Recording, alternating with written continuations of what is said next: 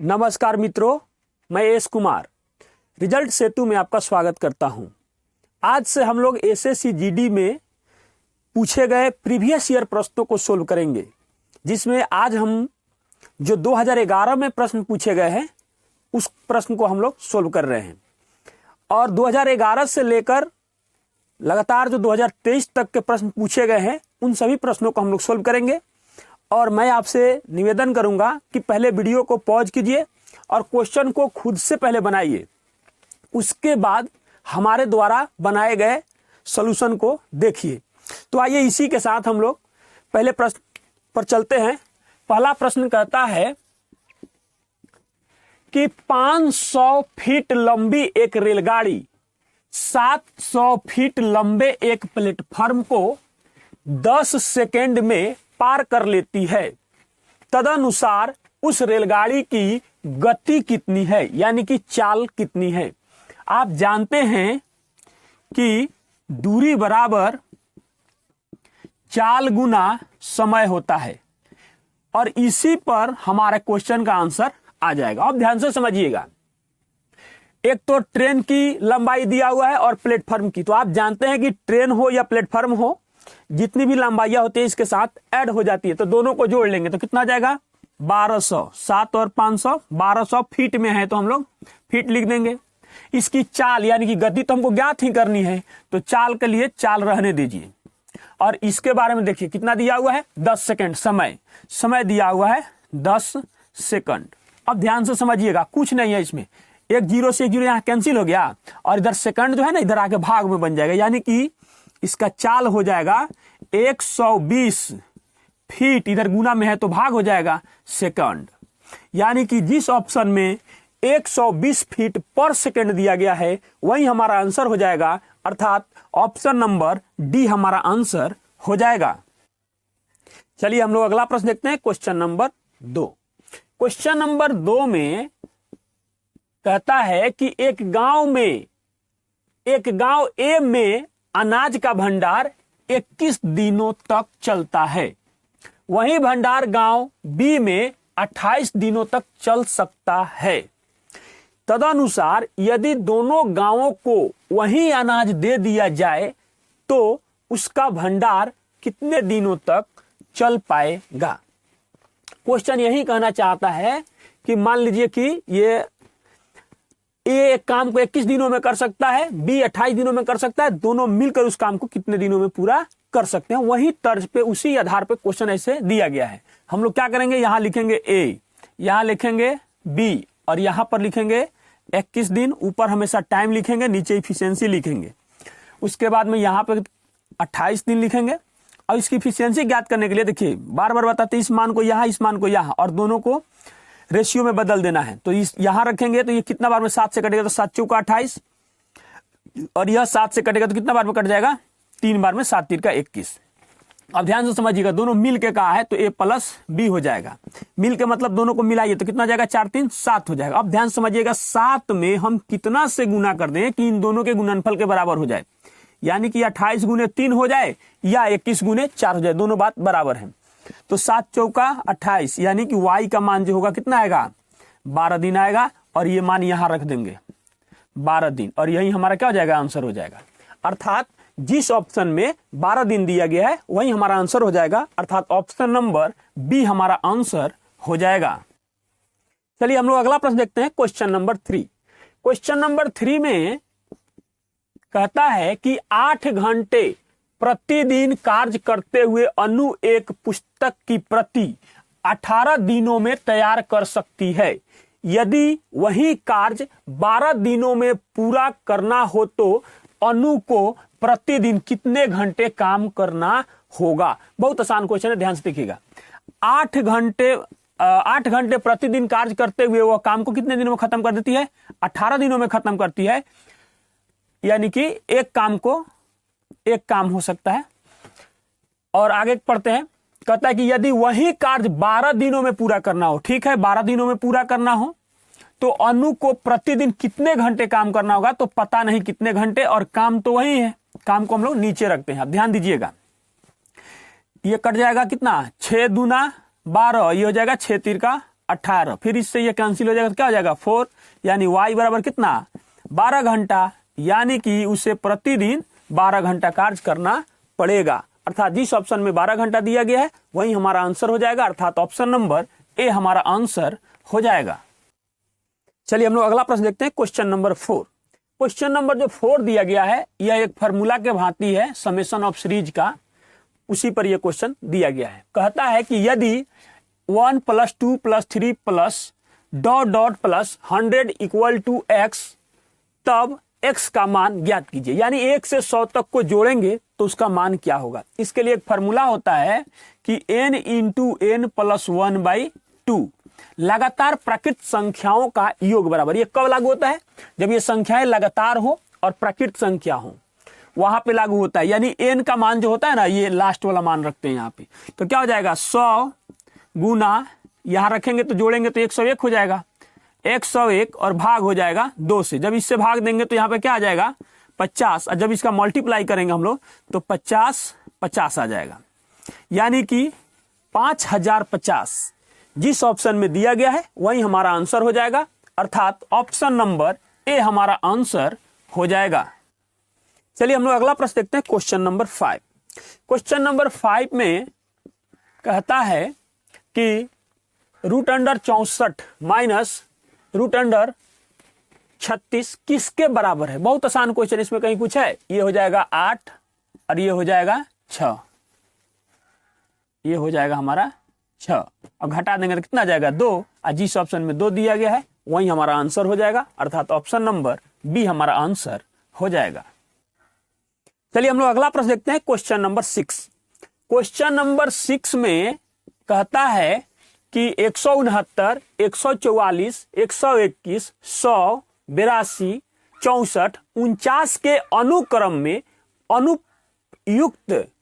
अनुप्रयुक्त संख्या कौन सी है। यानी कहने का मतलब है कि यह एक सीरीज दिया हुआ है और एक नियम पर इसको दिया गया है, इसमें से कौन सा उपयुक्त नहीं है, यानी अनुपयुक्त है, इसमें कौन गलत है या एक पैटर्न पे नहीं चल पा रहा है। तो ध्यान से देखिएगा, इसमें कुछ नहीं सोचना है। 169 कितना का होता है 13 का स्क्वायर होता है, यह 144 कितना का होता है 12 का स्क्वायर होता है, यहाँ कितना दिया हुआ है यह देख के ही पता चल जाता है 11 का स्क्वायर दिया हुआ है, यहाँ कितना दिया हुआ है 10 का स्क्वायर 100 दिया हुआ है। अब यहां देखिए ये 9 का स्क्वायर जो होता है यह कितना होता है 81 होता है। इसके बाद यहां देखिए ये कितना है 8 का स्क्वायर दिया हुआ है, और यहां ध्यान से देखिए तो ये 7 का स्क्वायर दिया हुआ है। तो यहां पर क्या होना चाहिए था 81 होना चाहिए था, और यही जो है अलग है, क्या है अलग है। तो यही जिसमें दिया हुआ है यानी अनुपयुक्त है, उपयुक्त नहीं है। तो जिस ऑप्शन में ये दिया हुआ है वही हमारा आंसर हो जाएगा, अर्थात ऑप्शन नंबर डी हमारा आंसर हो जाएगा। चलिए हम लोग अगला प्रश्न देखते हैं, क्वेश्चन नंबर 7।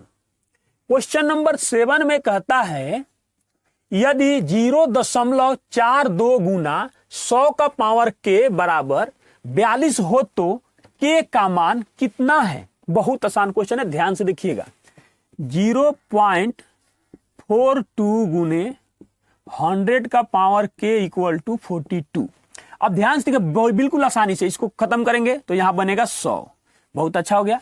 देखिए 42 से 42 कैंसिल हुआ। अगर कुछ नहीं समझ में आ रहा तो 100 का पावर के रहने दीजिए इसी तरह, इसको इस साइड भेजिए। अगर नहीं समझ में आ रहा है तब। अब ध्यान से एक चीज समझिएगा, 100 का पावर 1 तो हम लिख सकते हैं ना। हम जानते हैं कि जब बेस समान होता है तो पावर भी समान होता है, अर्थात के बराबर कितना हो जाएगा 1। बहुत आसान क्वेश्चन है, अर्थात जिस ऑप्शन में 1 दिया हुआ है वही हमारा आंसर हो जाएगा, अर्थात ऑप्शन नंबर सी हमारा आंसर हो जाएगा। चलिए हम लोग अगला प्रश्न देखते हैं, क्वेश्चन नंबर 8। क्वेश्चन नंबर 8 में कहता है दो संख्याओं का लघुत्तम समापवर्त 520 है और उनका महत्तम समापवर्तक 4 है। यदि उनमें एक संख्या 52 हो तो दूसरी संख्या कितनी है। बहुत आसान क्वेश्चन है। हम जानते हैं कि पहली संख्या गुने दूसरी संख्या बराबर लसा गुने मस्सा होता है। यानी कि हम लोग लिख सकते हैं first number into second number equal to LCM into HCF। ये होता ही है। आप किसी भी संख्या को प्रूफ करने के लिए दो संख्या लेकर ऐसा कर भी सकते हैं, तो आपको पता चल जाता है। तो देखिए पूछा है दूसरी संख्या क्या होगी। पहली संख्या हमको दिया हुआ है तो लिख देंगे 52, दूसरी संख्या पता नहीं। उसके बाद में एलसीएम कितना दिया हुआ है 520 और एचसीएफ कितना दिया हुआ है 4 दिया हुआ है। देखिए 52 से ये कितना बार में कट जाएगा 10 बार में कट रहा है, मल्टीप्लाई कर देंगे यानी दूसरी संख्या यानी इसको y बराबर दूसरी संख्या हमने मान लिया तो हो जाएगा 40 और जिस ऑप्शन में 40 दिया हुआ है वही तो हमारा आंसर हो जाएगा, अर्थात ऑप्शन नंबर ए हमारा आंसर हो जाएगा। चलिए हम लोग अगला प्रश्न देखते हैं क्वेश्चन नंबर 9। क्वेश्चन नंबर 9 जो दिया गया है यह लैडर फ्रैक्शन, ये सीढ़ीनुमा या लंगड़ा भीन के नाम से इसको जाना जाता है। बहुत आसान क्वेश्चन है, ध्यान से देखिएगा। दिया हुआ है 1 + 1/1 + 1/5। तो सबसे पहले ना इतना का क्रिया करेंगे। तो आप जानते हैं, हम लिख देते हैं बताने के लिए, नहीं तो 1 सेकेंड का काम है इसको सोल्व करना, ये कोई बहुत बड़ी बात नहीं है। पहले इतनी की क्रिया करिएगा। तो आप क्या कीजिएगा, या तो आप इसको यहां जाने दीजिएगा 5 और कितना हो जाएगा 6 बटा कितना आएगा नीचा में 5, यानी कि इतना का कैलकुलेशन करने के बाद ये फिर चला जाएगा ऊपर, यानी कि अब जो हमारा आगे प्रक्रिया बन रहा है 1 + ये 5 चला जाएगा ऊपर 5/6 तो हो गया। फिर ये इसमें गुना कर दीजिए तो कितना हो जाएगा 6 और 6 5 कितना हो जाएगा 11/6। जिस ऑप्शन में 11/6 दिया गया है वही हमारा आंसर हो जाएगा, अर्थात ऑप्शन नंबर ए हमारा आंसर हो जाएगा। चलिए हम लोग अगला प्रश्न देखते हैं क्वेश्चन नंबर 10। क्वेश्चन नंबर 10 में कहता है, पहले इस प्रश्न को आप खुद बनाइए, बहुत आसान क्वेश्चन है ये, बहुत डिफिकल्ट नहीं है। एक समद्विबाहु त्रिभुज की दो भुजाओं की लंबाई क्रमशः 15 और 22 है, तदनुसार उस त्रिभुज का परिमाप कितना हो सकता है। ध्यान से देखिएगा, समद्विबाहु है, सम मतलब बराबर, द्वि माने दो और भुजा माने भुजा, जिसकी दो भुजा बराबर हो वह समद्विबाहु। या ध्यान से देखिएगा क्या इसके साथ संभावना बनता है, या ये दोनों बराबर हो सकता है। तो हो सकता है कि यह भी 22 हो, यह भी 22 हो, तो यह 15 होगा। और उसके बाद में इसके बारे में बात किया जाए तो या तो यह 15 है और यह 15 है तो यह 22 होगा। यही तो संभावना बन रहा है ना, समद्विबाहु, यानी कि दो भुजा जो है या तो मीटर में नहीं दिया हुआ, सीधे लंबाई बात का है। 15 मीटर होगा तो मीटर हो सकता है, 15 सीएम है तो सीएम हो सकता है, कुछ भी हो सकता है। तो या तो दो 15 का होगा तो एक 22 का होगा, या दो 22 का होगा तो एक 15 का होगा। तो इसका परिमाप मतलब क्या होता है, ये बाहरी दूरी। तो कितना हो जाएगा 22 + 22 + 15, तो कितना हो जाएगा 5 और 4 9 हो जाएगा। उसके बाद में कितना हो जाएगा 2 2 4 और 1 5 हो जाएगा। या क्या बन रहा है 15 + 15 + 22 बराबर ये कितना हो जाएगा 52 हो जाएगा। अब ध्यान से देखिए, जिस ऑप्शन में 52 या 59 दिया हुआ है वही ना हमारा आंसर हो जाएगा, या 59 या 52 दिया हुआ है कोई दिक्कत नहीं। तो आप जिस ऑप्शन में देखिए, ऑप्शन नंबर ए में दिया हुआ है और हमारा आंसर कौन सा हो जाएगा, ऑप्शन नंबर ए हमारा आंसर हो जाएगा। चलिए हम लोग अगला प्रश्न देखते हैं क्वेश्चन नंबर 11। क्वेश्चन नंबर 11 में कहता है कि एक अर्धवृत्ताकार खिड़की का व्यास 63 सीएम है, तदनुसार उसका परिमाप कितना होगा, यानी कि पाई बराबर 22/7 के अनुसार, यानी पाई का मान जो है 22/7 लेना है। अब सबसे पहले इसमें अर्धवृत्ताकार के परिमाप का कोई डायरेक्ट फॉर्मूला भी नहीं होता है और होता भी है, दोनों चीज हम लोग समझेंगे। ध्यान से देखिएगा, अर्धवृत्ताकार हम बनाएंगे तो ये मान लीजिए कि ये खिड़की हो गया हमारा अर्धवृत्ताकार। इसके व्यास का बात किया है, यहां से यहां तक का मान जो है हमको दिया हुआ है 63। तो आर ज्ञात करने के लिए 63 बट्टा क्या करेंगे 2 कर देंगे। चलिए ठीक है। अब इसके लिए जो फार्मूला होता है, परिमाप हम लोगों को निकालना है, तो देखिए सिर्फ पूरा का अगर बात करेंगे पूरे वृत्त का परिमाप तो होता है 2πr। क्या होता है 2πr, और भाग दे देंगे 2 से, तो ये आधा में चला गया। उसके बाद ध्यान से देखिएगा, अभी ये यहां से यहां तक इसका जो परिमाप नहीं, ये बाकी रह गया, यानी 2r भी कह सकते हैं या व्यास भी कह सकते हैं, तब जाके इसका फाइनली जो होगा परिमाप हमको ज्ञात हो पाएगा। देखिए इससे तो ये कैंसिल हो गया, पाई का मान यहाँ क्या रखेंगे हम 22/7 रखेंगे। उसके बाद आर का मान कितना रखेंगे 63/2 रखेंगे, प्लस 2 गुना 63/2 रखेंगे यहां पर भी, तो 2 से 2 यहां भी कैंसिल हो जाएगा। उसके बाद में 7 से यहां कट रहा है तो कितना हो जाएगा 9 7 63, और इससे यहां कट रहा है तो क्या हो जाएगा 11, यानी कि 11 9 99 और प्लस कितना हो जाएगा 63, यानी दोनों को जोड़ेंगे तो कितना हो जाएगा 162 cm। और जिस ऑप्शन में 162 cm दिया गया है वही हमारा आंसर हो जाएगा, अर्थात ऑप्शन नंबर बी हमारा आंसर हो जाएगा। चलिए हम लोग अगला प्रश्न देखते हैं, क्वेश्चन नंबर 12। क्वेश्चन नंबर 12 में कहता है कि 12 मीटर लंबे, 8 मीटर चौड़े तथा 9 मीटर ऊंचे किसी कमरे में रखने योग्य सबसे लंबे खंबे की लंबाई कितनी हो सकती है।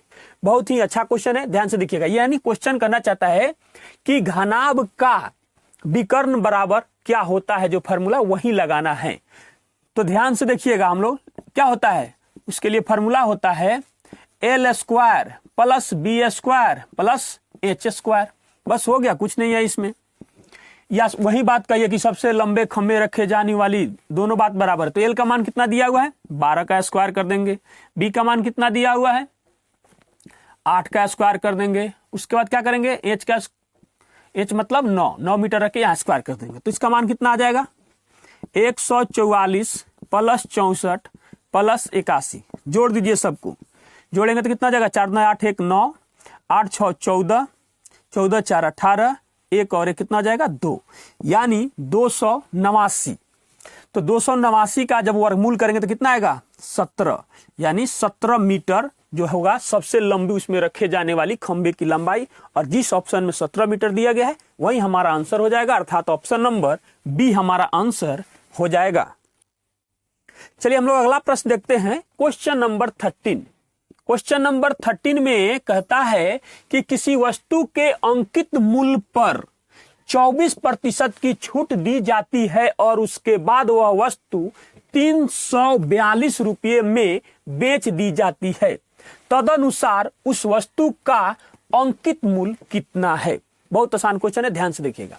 मान लीजिए पहला तरीका देखते हैं कि अंकित मूल्य इसका X रुपया होगा, तो X रुपया पर जब उसने 24% छूट दिया तो बचा कितना 76%, यानी कि 76 हम 100 लिख सकते हैं। अब यही छूट देने के बाद जो बचता है ना, उसको हम लोग विक्रय मूल्य कहते हैं, selling price. Selling price equal to selling price, यानी कितना हो जाएगा 342। आप जब इससे भाग दीजिएगा ना 46 से, तो ये कट जाएगा 4.5, और जब इधर जाके यह मल्टीप्लाई होगा तो क्या आएगा, ये हो जाएगा 450 रुपया। और जिस ऑप्शन में 450 रुपया दिया गया है वही हमारा आंसर हो जाएगा। पहला तरीका हुआ। दूसरा तरीका को ध्यान से देखिए, यही चीज है, दूसरा कुछ नहीं है। उसका जो अंकित मूल्य होगा उसको हमने 100% माना, जिसमें से 24% का छूट दिया, तो बचा कितना 76%। तो 76% बराबर 342 रुपया, तो 100% बराबर व्हाट, और यही जो होगा इसका MP होगा, मार्क्ड प्राइस होगा, अंकित मूल्य होगा। तो हो जाएगा 342 बट्टा 76 गुना 100। फिर वही चीज है लेकिन नजरिया अलग हो गया। जब इससे इसको कैंसिल करेंगे तो ये फिर से 4.5 में ही कटेगा, मल्टीप्लाई करेंगे तो आ जाएगा 450 रुपया। अब जिस ऑप्शन में 450 रुपया दिया गया है वही हमारा आंसर हो जाएगा, अर्थात ऑप्शन नंबर सी हमारा आंसर हो जाएगा। चलिए हम लोग अगला प्रश्न देखते हैं, क्वेश्चन नंबर 14। क्वेश्चन नंबर 14 में कहता है कि दो अभ्यर्थी P और Q के अंक 2:5 के अनुपात में है। यदि P का अंक 120 है तो Q का अंक है। बहुत आसान क्वेश्चन है, ध्यान से देखिएगा। ये हुआ P हमारा, ये हुआ Q, और ये इन लोगों का जो अंक है, मार्क्स जो है कितना में है 2:5 के अनुपात में है, और P का मान हमको दिया हुआ है। इसका मतलब हो गया 120 दिया हुआ है, यानी कि अनुपात, बात को समझिएगा, अनुपात 2 बराबर 120, तो अनुपात 1 बराबर कितना हो जाएगा, भाग देंगे तो हो जाएगा 60। और हमसे पूछा जा रहा है अनुपात 5 का मान, यानी Q के बारे में पूछा जा रहा है। तो अनुपात 5 बराबर, जब इधर से 5 गुना किए तो इधर से भी हमको क्या करना होगा, 5 गुना करना होगा। 6 5 30, यानी कितना हो जाएगा 300, और जिस ऑप्शन में 300 दिया गया है वही हमारा आंसर हो जाएगा, अर्थात ऑप्शन नंबर सी हमारा आंसर हो जाएगा। चलिए हम लोग अगला प्रश्न देखते हैं, क्वेश्चन नंबर 15। क्वेश्चन नंबर 15 में कहता है कि दो कारों की गति का अनुपात 5:4 है, तदनुसार समान दूरी तक जाने में लगने वाले उनके समय का अनुपात कितना होगा। ध्यान से देखिएगा, बहुत आसान क्वेश्चन है। देखिए गति दिया हुआ है, गति का अनुपात दिया हुआ है 5:4। और जब यह समान दूरी होता है ना, तो इनमें लगने वाले जो समय होते हैं यह एक दूसरे का व्युत्क्रमानुपाती हो जाता है, उल्टा हो जाता है। यानी यह कितना हो जाएगा, यहां हो जाएगा 4 और यहां हो जाएगा 5, और जिस ऑप्शन में 4:5 दिया गया है वही हमारा आंसर हो जाएगा। लेकिन ये हो गया रटा रटाया बात। दूसरा बात को समझिएगा ध्यान से, आखिर ऐसे ही क्यों होता है, पहले गौर कीजिएगा। हमको दिया हुआ है गति, और किस अनुपात में दिया हुआ है, 5:4 में दिया हुआ है। अब ध्यान से देखिएगा, हमको करना क्या है, समय को ज्ञात करना है, समय को ज्ञात करना है। और दूरी की चर्चा करें अगर हम लोग, तो दूरी को बताया गया समान दूरी। समान दूरी यानी कि हम कितना भी ले सकते हैं, 100 मीटर, 10 मीटर, 500 मीटर, 1 मीटर, कुछ भी ले सकते हैं। यानी मान लीजिए कि दूरी जो है 1 है, 1 हो गया। तो हम जानते हैं कि समय बराबर क्या होता है, दूरी बटा चाल। तो क्या हो जाएगा, पहला के लिए 1/5 समय लगेगा, इसको कितना लगेगा, 1/4 लगेगा। जब इसको इक्वल करेंगे अब समय को ऑप्शन से मिलाने के लिए, तो क्या करना होगा हमको, देखिए इसमें भी 5 से गुना करेंगे और इसमें भी 4 से गुना करेंगे, यानी कि दोनों नीचे इक्वल कर गया। देखिए ये बदल क्या गया हमारे सामने, 4:5। या आप इसको जिस तरीके से भी सोल्व करना चाहते हैं कर सकते हैं, आंसर वही आएगा। तो ये हो जाएगा हमारा कि अरे याद रखना समान दूरी होगा तो गति का उल्टा समय हो जाता है। लेकिन ये हुआ हमारा थ्योरेटिकल पॉइंट से कि आखिर ऐसे ही क्यों हुआ। तो जिस ऑप्शन में 4:5 दिया गया है वही हमारा आंसर होगा, अर्थात ऑप्शन नंबर डी हमारा आंसर हो जाएगा। चलिए हम लोग अगला प्रश्न देखते हैं, question number 16। Question number 16 average का प्रश्न दिया गया है। क्वेश्चन कहता है कि यदि 20 प्रेक्षणों x1, x2 ... x 20 का औसत y हो, ध्यान दीजिएगा y हो, तब x1 - 100 1, x2 - 100 1, यानी कि 101, x3 - 101 ... x20 - 101 का औसत कितना होगा। ये ध्यान से समझने वाली बात है, इसमें कुछ नहीं है, बहुत आसान क्वेश्चन होता है।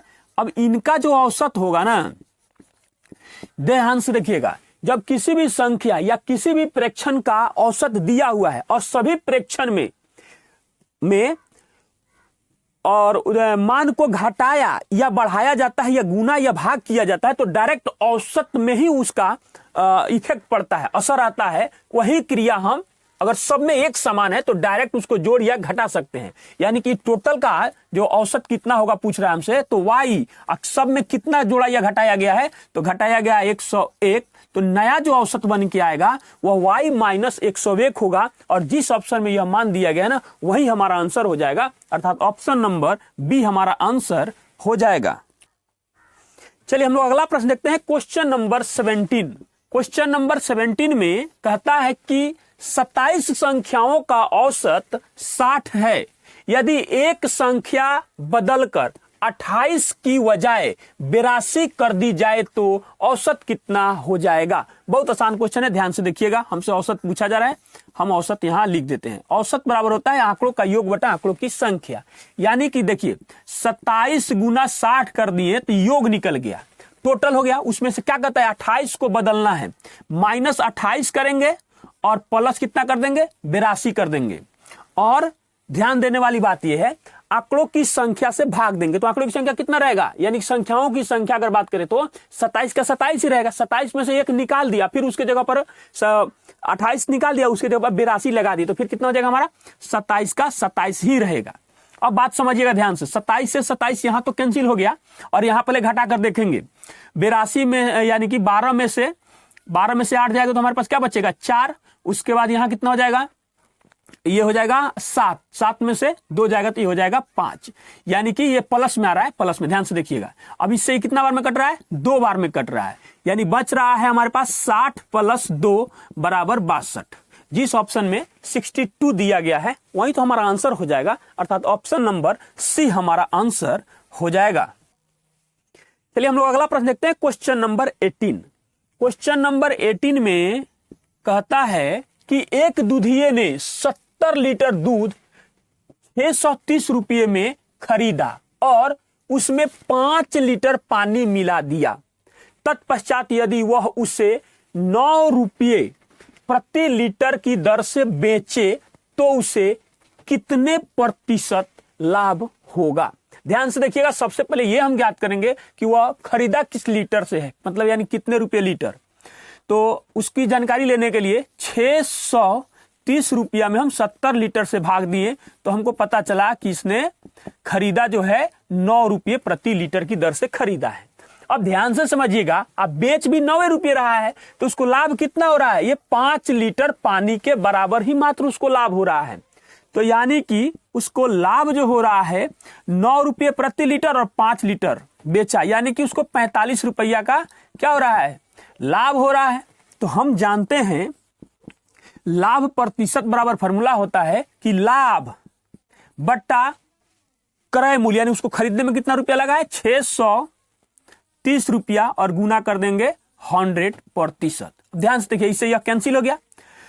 9 सत्ते 63 और 9 पच्चे 45, यानी कि 50/7%, जिसका अर्थ हो जाएगा 7 सत्ते 49, 7.1/7% का उसको क्या होगा, लाभ होगा। और जिस ऑप्शन में 7.1/7 दिया गया है वही हमारा आंसर हो जाएगा, अर्थात ऑप्शन नंबर डी हमारा आंसर हो जाएगा।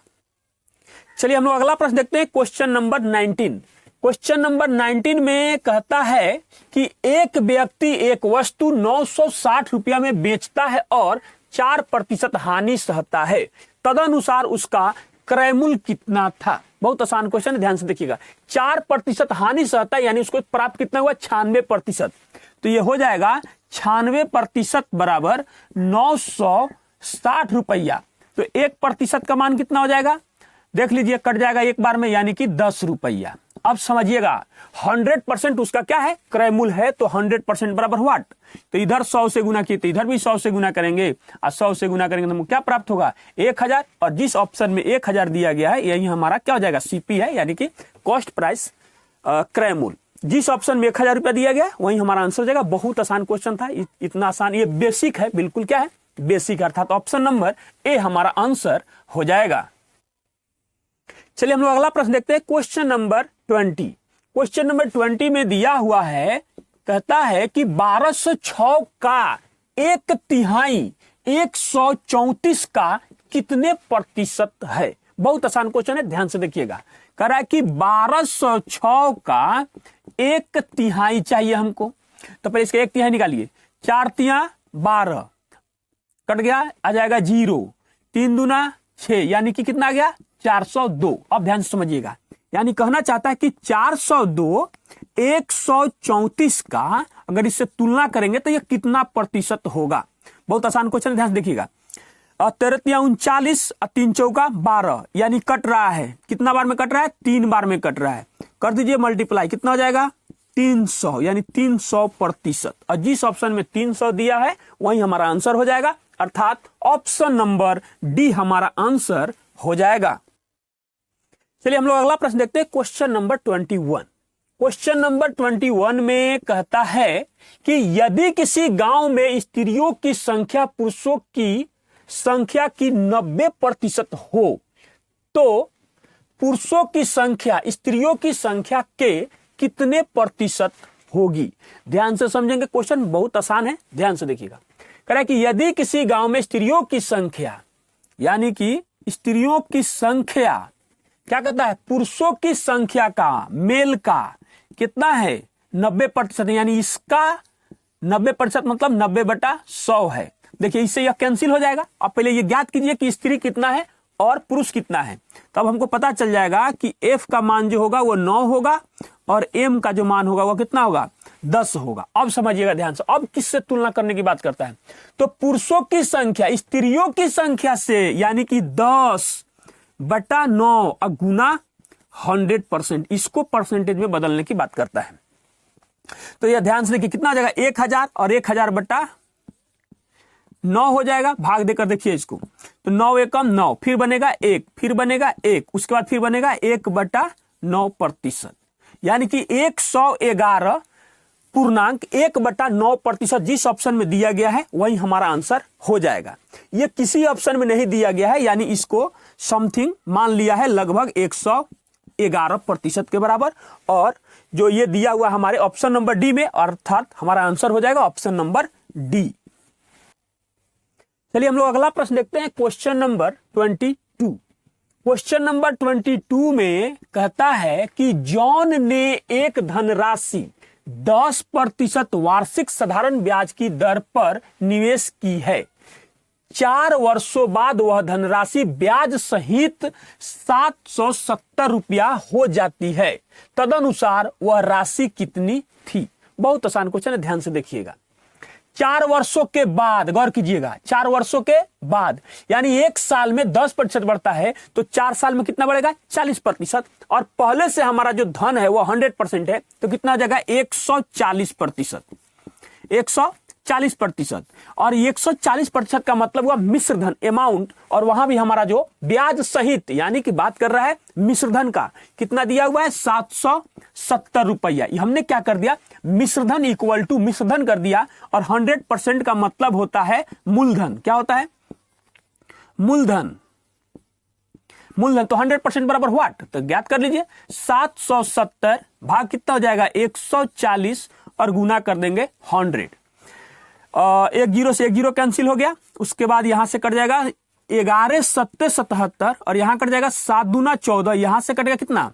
50 बार में मल्टीप्लाई कीजिए, 11 पच्चे 55, यानी कि 550 रुपया हमारा क्या था? वह धनराशि थी या मूलधन था। जिस ऑप्शन में 550 रुपया दिया गया है वही हमारा आंसर हो जाएगा, अर्थात ऑप्शन नंबर सी हमारा आंसर हो जाएगा। चलिए हम लोग अगला प्रश्न देखते हैं, क्वेश्चन नंबर 23। क्वेश्चन नंबर 23 जो है यह कंपाउंड इंटरेस्ट का क्वेश्चन है, और आसान भी है, बहुत ये डिफिकल्ट नहीं है। 6400 रुपया का 2 वर्षों का 7.1/2% प्रति वर्ष की दर पर चक्रवृद्धि ब्याज कितने रुपये होगा? बहुत आसान क्वेश्चन है, ध्यान से देखिएगा। अगर हम लोग बात करें तो मिश्रधन बराबर होता है मूलधन, यानी कि P1 + R/100 का पावर n होता है, या T भी लिख सकते हैं, T यानी कि T मतलब टाइम होता है।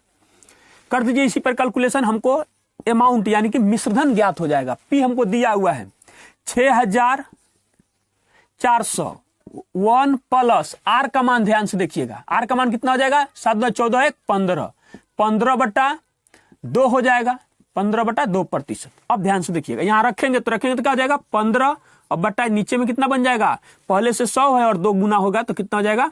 200। इसका पावर हो जाएगा T, यानी कि हमको हमारे पास टाइम जो है कितना दिया हुआ है?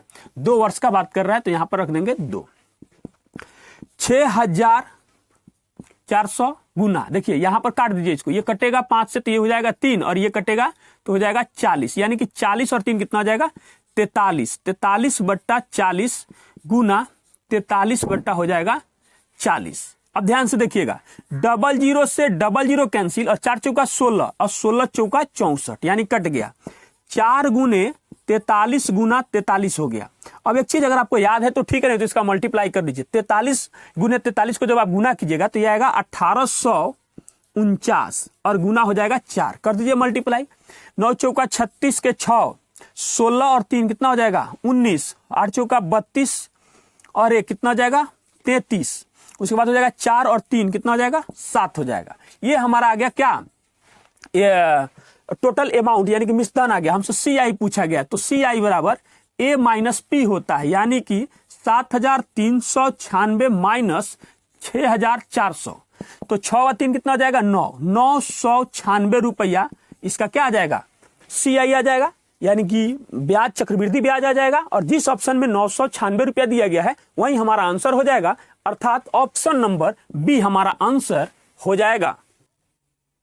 चलिए हम लोग अगला प्रश्न देखते हैं, क्वेश्चन नंबर 24 एंड 25, यानी कि क्वेश्चन नंबर 24 और क्वेश्चन नंबर 25 में ये ग्राफ से प्रश्न दिया गया है, जो कि बहुत ही आसान प्रश्न है। आइए हम लोग पढ़ते हैं। कह रहा है कि डायरेक्शन, निर्देश, यहां एक लेखा चित्र दिया गया है जिसमें कामगारों की संख्या और उनके दैनिक भुगतान को दर्शाया गया है। इसका अध्ययन कीजिए और इसके आधार पर प्रत्येक प्रश्नों के उत्तर दीजिए। यानी कि 24 नंबर प्रश्न यहां है और 25 नंबर यहां है और ये ग्राफ है। प्रत्येक कामगारों को किया गया दैनिक भुगतान रुपया में इस साइड में दिया गया है और यहां पर कामगारों की संख्या दिया गया है। अब ध्यान से समझिएगा, क्वेश्चन नंबर 24 की तरफ हम लोग बढ़ते हैं। कह रहा है कि उन कामगारों की संख्या कितनी है जिनका दैनिक भुगतान 20 रुपया है। बस देखना है और आंसर देना, बहुत आसान है। 20 रुपया है, 20 रुपया से अधिक नहीं कह रहा है, 20 रुपया ही कह रहा है मात्र। तो 20 रुपया के सामने से ग्राफ को मिलाइए। कहां मिला? यहां पर इस लेखाचित्र से मिल रहा है। तो इसमें कामगारों की संख्या कितनी है? 20, और जिस ऑप्शन में 20 दिया गया है वही हमारा आंसर हो जाएगा, अर्थात ऑप्शन नंबर सी हमारा आंसर हो जाएगा। अब बढ़ते हैं अगले प्रश्न 25 नंबर की तरफ। 25 नंबर में कहता है कि 9 कामगारों वाले समूह को दिया गया दैनिक भुगतान कुल कितने रुपया था। अब ध्यान से समझिएगा, 9 यहां है और प्रत्येक को कितना रुपया मिला है? 35 रुपया मिला है। देखिए ध्यान से यहां पर। तो यानी कि हम इसके सोल्यूशन में क्या करेंगे? इसके सोल्यूशन में करेंगे 35 गुना 9 कर दीजिए। इसका कैलकुलेशन कितना जाएगा? 9 × 45 का 5 और ये हो जाएगा 9 × 27 और 4 कितना जाएगा? 31। यानी कि 315 रुपया भुगतान किया गया और जिस ऑप्शन में 315 रुपया दिया गया है वही हमारा आंसर हो जाएगा। ये जो ग्राफ दिया गया है वो बहुत ही आसान था, अर्थात ऑप्शन नंबर बी हमारा आंसर हो जाएगा। तो आज के लिए बस इतना ही। मिलते हैं एक और बेहतर क्लास में, तब तक के लिए धन्यवाद।